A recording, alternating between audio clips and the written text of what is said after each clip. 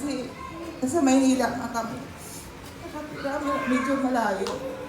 Pero si Ken kasi tuwing Pasko o Bagong Taon, excited siyang pumunta ng Pasig.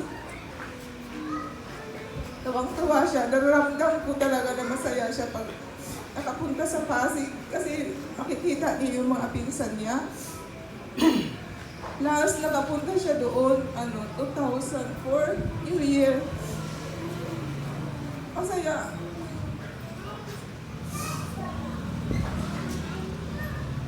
Tsaka si Ken malambing. Malambing na bata. At saka nung nasa ospital na sila, nung palabas nila, binisita namin sila doon. Kita-kita ko yung mukha niya. Nang ngiti niya.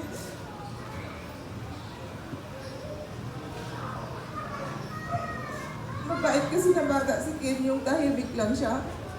Kahit hira lang kami magkikita kasi nasa Maynila kami.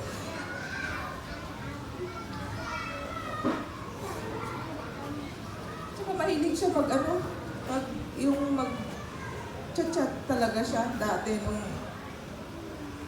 wala pa siya sigurong nararamdaman na nasakit. Basta naalala ko lang talaga pag Pasko na, tita, dyan kami magpapasko sa Pasig. Minsan natutuloy, minsan naman din hindi. Masyado pa kasi bata. Matanda lang ng 1 taon si Ken sa panganay ko.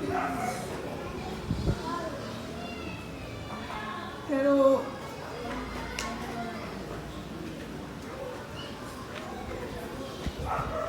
at least hindi na niya mararamdaman yung sakit na nararamdaman niya, di ba?